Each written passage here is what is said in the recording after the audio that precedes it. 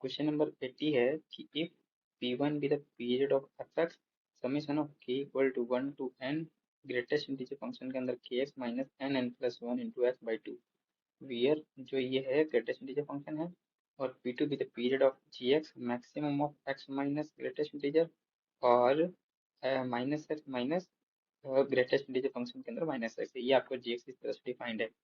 ठीक है। और h x satisfy the equation two h x plus h one minus x equal to x square. Then आपको value बतानी है इस इंटीग्रेशन की। तो सबसे पहले तो हमें इस फंक्शन का पीरियड फाइंड आउट करना है, जी एक्स का पीरियड फाइंड आउट करना है या वैल्यू पुट करनी है और सॉल्व करना है, सिंपल। तो देखते हैं कि एफ एक्स का पीरियड कितना आएगा। तो एफ एक्स गिवन है summation of K equal to one to N K X minus N into N plus one divided by two into X. तो देखो हम इसको एक्सपेंड कर रहा हूँ तो कितना आएगा, ये हो जाएगा x plus two x plus dot dot कहाँ तक एन एक्स। ठीक है। और ये जो वैल्यू है इसको मैं क्या लिख सकता हूँ, माइनस के अंदर one plus two plus three plus dot dot n, ये तो वैल्यू है ना, इसी का सम होता है N N plus upon two. तो अब देखो ये हो गया x plus two x plus dot dot plus N X. और जब माइनस ओपन करेंगे तो माइनस का x minus two x minus three X और minus dot dot minus N x. ठीक है यहाँ तक। अब देखो अब हम इसको क्या लिख सकते हैं, ये हो जाएगा x minus x plus two x minus two x plus greatest integer three x minus three x plus dot dot कहाँ तक n x minus N x. ठीक है। और आप जानते क्या हो कि जो फ्रैक्शनल पार्ट फंक्शन होता है वो होता है x माइनस ग्रेटेस्ट इंटीजर। तो अगर मैं कॉमन ले लूँ यहाँ से माइनस, यानी कि ऐसे, तो ग्रेटेस्ट इंटीजर माइनस एक्स, तो यानी कि अगर मैं इसकी वैल्यू निकालना चाहिए, ये माइनस कट जाएगा, यहाँ माइनस आ जाएगा, तो अगर यहाँ टू टू है तो यहाँ पर भी टू आ जाएगा। ये बात समझ में आ गई। तो यही सब कुछ माइनस में होगा, तो हो जाएगा माइनस का फ्रैक्शनल पार्ट एक्स और माइनस का fractional part two x minus dot dot minus कहाँ तक फ्रैक्शनल पार्ट एन एक्स। ठीक है। ये फंक्शन एफ एक्स आ गया। तो एफ एक्स इक्वल टू हो गया, माइनस कॉमन लेते हैं तो fractional part function x fractional part function two x plus dot dot plus fractional part function n x. ठीक है। अब देखो फंक्शन में इसका जो पीरियड है वो वन है, इसका पीरियड है वन अपॉन टू और इसका पीरियड ऐसे वन अपॉन एन। ठीक है। आप जानते हो ना, अगर किसी फंक्शन एफ एक्स का पीरियड टी है तो एफ ई एक्स का जो पीरियड होता है कितना होता है, टी अपॉन मॉड है, वही यहाँ पर मैंने लगाया है। तो अब फंक्शन जो है एफ एक्स का पीरियड कितना होगा, पीरियड ऑफ एफ एक्स यानी पी वन, सीधा लेंगे हम एलसीएम, कितना हो जाएगा one one by two one by three dot dot one, कितना आ जाएगा इससे वन। ठीक है। अब हमारे पास जी एक्स क्या है, G X is equal to maximum of X minus greatest integer comma minus X minus minus x का ग्रेटेस्ट इंटीजर।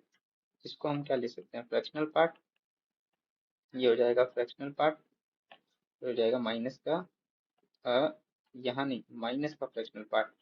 ठीक है। और जब आप इसका मैक्सिमम ग्राफ ड्रॉ करोगे तो आपको समझ में आएगा कि पीरियड इसका कितना है, पीरियड इज इक्वल टू इसका भी वन है। ठीक है। जब आप ग्राफ ड्रॉ करोगे तो इसका पीरियड कितना आएगा वन, यानी कि पी वन की वैल्यू वन है, पी टू की वैल्यू वन है। इसका जो ग्राफ है वो आप ड्रॉ करोगे, मैंने बहुत सारे अपने लेक्चर्स में बताया क्वेश्चंस में इसका ग्राफ कैसा होगा ना, तो वहां से आपको मालूम चलेगा इसका जो पीरियड है पी टू की वैल्यू वन आएगी। तो पी वन पी टू आ गए। अब हमको वैल्यू निकालनी है एच एक्स की। ठीक है। इस इंटीग्रेशन की वैल्यू निकालनी है तो उससे पहले एच एक्स निकालना पड़ेगा। तो इस इक्वेशन को, जो फंक्शन की इक्वेशन है, इसको सॉल्व आउट करना पड़ेगा। कैसे करेंगे देखो। तो अब देखो फंक्शन की इक्वेशन को सॉल्व करने का तरीका, हमको एच एक्स चाहिए, तो इसका मतलब हमको ये वैल्यू नहीं चाहिए, तो इसको हटाने के लिए क्या करेंगे, ये जो h के अंदर वैल्यू है 1 माइनस एक्स, इसी को रिप्लेस करेंगे, यानी जहाँ x है उसको रिप्लेस करेंगे 1 माइनस एक्स से। ठीक है, ये प्रोसेस होता है। तो replace x tend to 1 minus x, तो 2h 1 minus x plus h, ये हो गया 1 माइनस, इसकी जगह 1 minus x is equal to 1 minus x का होल स्क्वायर। तो यहाँ से देखो, ये हो गया 2h 1 minus x plus h x is equal to 1 minus x का होल स्क्वायर। अब देखो, अगर मैं इस इक्वेशन को 2 से मल्टीप्लाई करके माइनस कर दूं तो कैंसिल आउट हो जाएगा। तो ये जो इक्वेशन है इसको स्टार नाम दे रहा हूँ। तो मल्टीप्लाई मल्टीप्लाई स्टार बाई 2, तो कितना हो जाएगा 4h plus 2h 1 minus x is equal to 2x square. दोनों को माइनस कर दो, जैसे ही माइनस करेंगे तो वैल्यू कितनी आएगी, ये दोनों कैंसिल आउट, ये हो गया माइनस, ये हो जाएगा माइनस, ये माइनस, ये वैल्यू कैंसिल आउट। तो H X minus 4h is equal to 1 minus x का whole square minus 2x square. तो ये हो गया minus 3h is equal to 1 plus X square minus two x square. तो 3h minus 3h is equal to minus X square minus 2x plus 1। तो 3h की value आ जाएगी H X square plus 2x minus 1। तो हमको value किसकी निकालनी है, माइनस p1 से p2 3h की वैल्यू निकालनी थी dx।